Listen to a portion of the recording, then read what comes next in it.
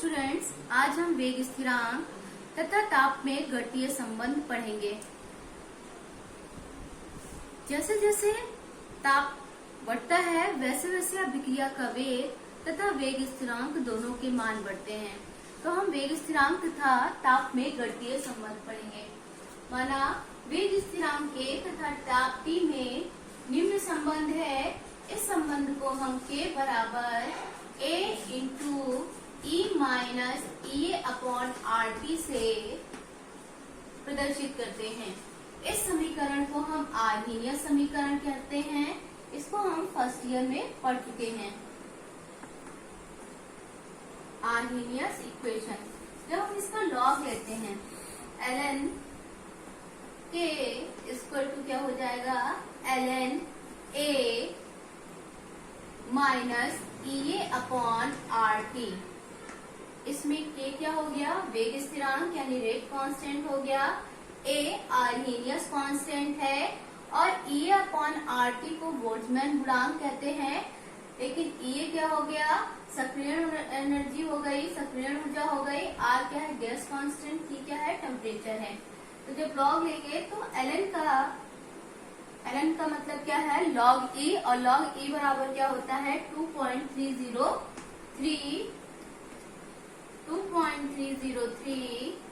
log 10 K equal to क्या हो जाएगा, फिर ln है तो मान रखेंगे 2.303 log 10 A माइनस EA/RT, जहाँ K इक्वल टू क्या है, रेट कांस्टेंट,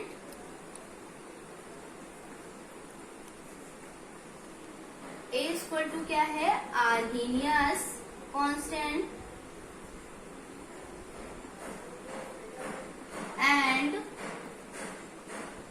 EA/RT को हम बोल्ट्जमैन गुणांक कहते हैं। यानी रेट कांस्टेंट और ताप में ये संबंध है। इसको रख करते हैं। यदि EA/RT क्या हो गया, इसको हम बोल्ट्जमैन गुणांक कहते हैं।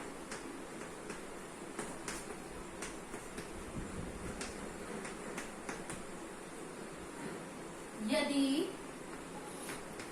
ताप T1 व T2 हो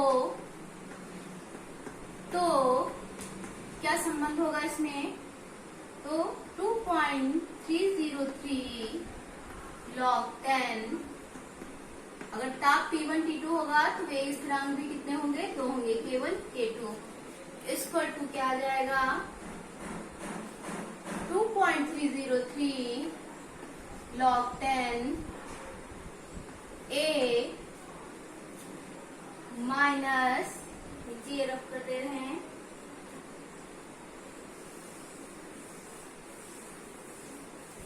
A माइनस EA/R, और इसी के आगे लिखेंगे T2 minus T1 upon T2 T1। या हम इसको शॉर्ट में लिख सकते हैं 2.303 log 10 K1 upon K2 equal to EA/R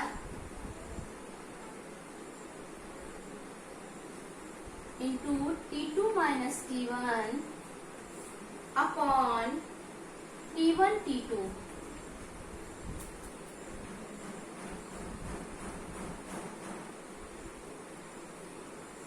इस समीकरण द्वारा हम वेग स्थिरांक या सक्रिय एनर्जी निकालते हैं।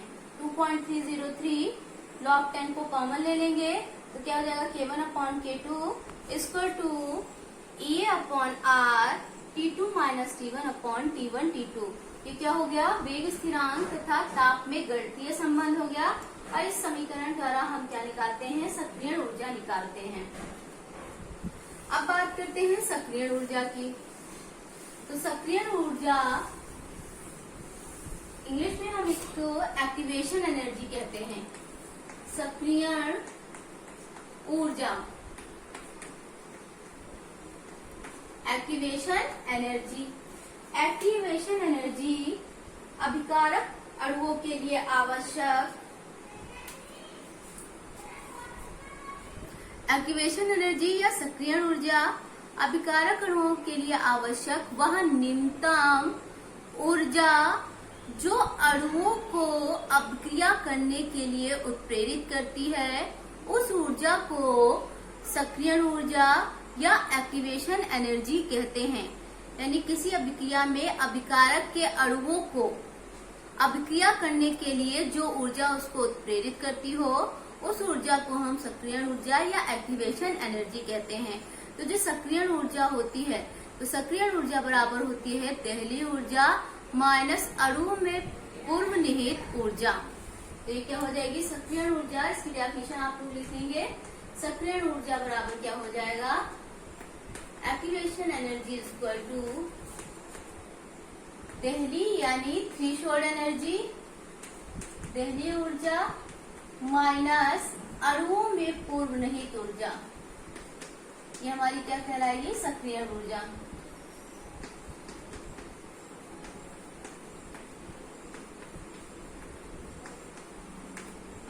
अब बात करते हैं दहली ऊर्जा की। दहली ऊर्जा यानी थ्रेशोल्ड एनर्जी। तो प्रभावी टक्करों के फलस्वरूप सक्रिय अणु वे होते हैं जिनकी ऊर्जा एक निश्चित ऊर्जा तल के बराबर या उससे अधिक होती है। तो इस तरह की ऊर्जा को हम दहली ऊर्जा कहते हैं। क्या आपको पहले बात कर ले अभिक्रिया वेग का टक्कर सिद्धांत। तो अभिक्रिया वेग का टक्कर सिद्धांत, अभिक्रिया वेग का टक्कर सिद्धांत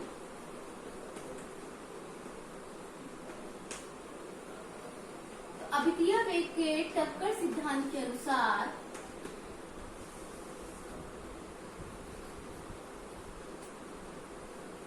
इस सिद्धांत के अनुसार इसमें ये बताया गया है कि जो अभिक्रिया होती है वो अणुओं के आपस में टकराने से होती है। यानी अणुओं के टकराने के फलस्वरूप कोई भी अभिक्रिया होती है। पहला पॉइंट क्या हो गया, अणुओं के टकराने के फलस्वरूप अभिक्रिया होती है। सेकंड पॉइंट ये हो गया कि सभी टक्करें क्या है, अभिक्रिया नहीं होती है। सभी टक्करों के द्वारा उत्पाद प्राप्त नहीं होता है। जिन टक्करों के द्वारा उत्पाद प्राप्त होता है उन टक्करों को हम प्रभावी टक्करें कहते हैं। यानी जिन टक्करों के द्वारा हमें उत्पाद प्राप्त होता है उन टक्करों को हम प्रभावी टक्करें कहते हैं। इसके बाद प्रभावी टक्करों से प्राप्त अणु सक्रिय अणु कहलाते हैं। प्रभावी टक्करों से प्राप्त जो अणु होते हैं उन अणुओं को सक्रिय अणु कहते हैं।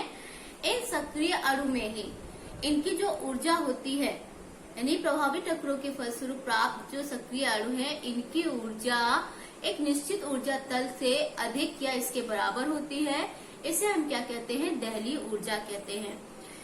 फिर फोर्थ पॉइंट, अभिक्रिया को यानी अभिक्रिया में उपस्थित अभिकारक के अणुओं को उत्प्रेरित जो ऊर्जा करती है उस ऊर्जा को हम सक्रियण ऊर्जा कहते हैं। और सक्रियण ऊर्जा बराबर होती है दहली ऊर्जा माइनस क्या है, पूर्व निहित ऊर्जा।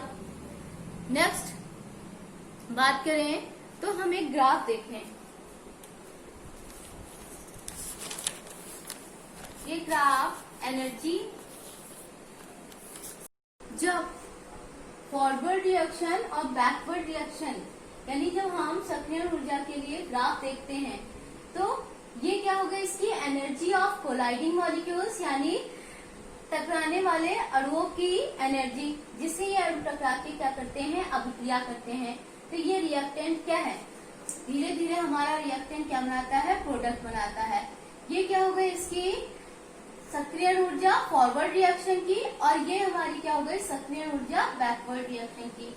जब सक्रियण ऊर्जा फॉरवर्ड रिएक्शन की ज्यादा होती है सक्रियण ऊर्जा बैकवर्ड रिएक्शन से, तो ये अभिक्रिया हमारी क्या है, एंडोथर्मिक होती है यानी ऊष्माशोषी होती है। लेकिन जब सक्रियण ऊर्जा यानी एक्टिवेशन एनर्जी फॉरवर्ड रिएक्शन की बैकवर्ड रिएक्शन से कम होती है तो इस रिएक्शन को हम ऊष्माक्षेपी या एक्सोथर्मिक रिएक्शन कहते हैं। तो आपको अभिक्रिया वेग का टक्कर सिद्धांत में पहला पॉइंट क्या लिखना है कि अभिक्रिया के फलस्वरूप अणुओं में क्या होती है, टक्कर होती है। सेकंड पॉइंट क्या है, सभी टक्करों के फलस्वरूप उत्पाद प्राप्त नहीं होते हैं। जिन टक्करों के फलस्वरूप उत्पाद प्राप्त होते हैं उन्हें हम प्रभावी टक्करें कहते हैं। थर्ड पॉइंट, प्रभावी टक्करों के फलस्वरूप जो अभिक्रिया होती है या उत्पाद प्राप्त होते हैं उनकी ऊर्जा न्यूनतम ऊर्जा तल से अधिक या उसके बराबर होती है। इसे हम क्या कहते हैं, दैलीय ऊर्जा कहते हैं। फोर्थ पॉइंट, अभिकारक के अणुओं को अभिक्रिया के लिए जो ऊर्जा उत्प्रेरित करती है उसे हम क्या कहते हैं, सक्रियण ऊर्जा कहते हैं। सक्रियण ऊर्जा बराबर होती है दैलीय ऊर्जा माइनस पूर्व निहित ऊर्जा, अणुओं में पूर्व निहित ऊर्जा। इसके बाद जिन रिएक्शन में सक्रियण ऊर्जा फॉरवर्ड रिएक्शन की बैकवर्ड रिएक्शन से ज्यादा होती है वो ऊष्माशोषी अभिक्रिया होगी, और जिनमें सक्रियण ऊर्जा फॉरवर्ड रिएक्शन की बैकवर्ड रिएक्शन से कम होती है वो ऊष्माक्षेपी अभिक्रिया होगी। Thank you.